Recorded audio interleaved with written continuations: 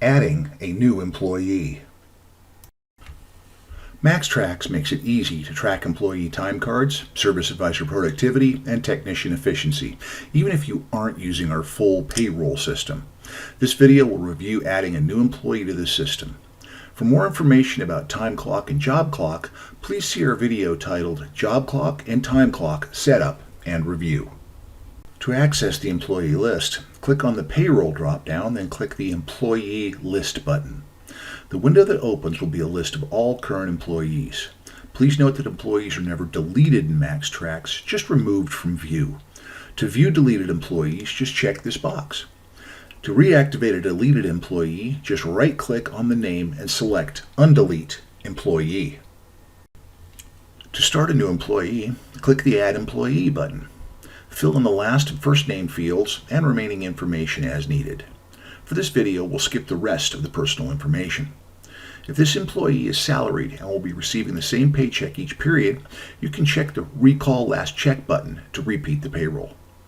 Create and fill in the employee code, which is a required field. If your shop uses system security, enter the password and security group. If you're using MaxxChat, fill in the chat name and check the appropriate boxes. For more information about security, please see our video titled System Security Setup. On the left side of the screen, click the Phone tab and enter employee phone numbers. In the Miscellaneous tab, fill in the information as needed. If the employee is a service advisor or technician, make sure to check these boxes along with the job clock box if necessary. If the employee is noted as a technician, you can change the sort order on the tech workflow screen as well as the color of the name heading.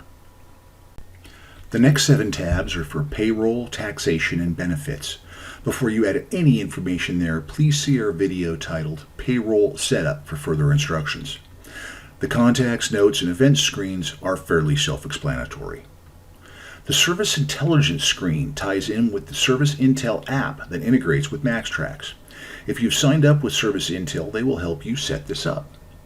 If you need more information about Service Intel, please contact a support representative.